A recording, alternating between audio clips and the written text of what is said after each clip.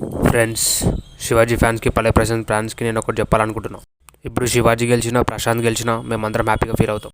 మన ప్రశాంత్ గెలిస్తే మన రైతు బిడ్డ, సో ఎంతోమంది రైతులు, వాళ్ళ బిడ్డలు, రైతులు కుటుంబాలు కొంచెం సంతోషిస్తారు. అంతేగాని రైతులకు మంచి జరగదు, రైతులకు రుణమాఫీ ఉండదు, రైతులకు ధరలు తగ్గవు. ఆయన గెలవడం వల్ల రైతులకు ఏమైనా ఉపయోగం ఉందా అంటే ఏమీ లేదు. ఏమంటే జస్ట్ సాటిస్ఫాక్షన్ అంతే. రైతు బిడ్డ బిగ్ బాస్కి వెళ్ళి గెలిచాడని. అది గెలిచినంత మాత్రాన పరిస్థితులు మామూలుగా మారవు. సో ఎట్లున్న పరిస్థితులు అట్లానే ఉంటాయి.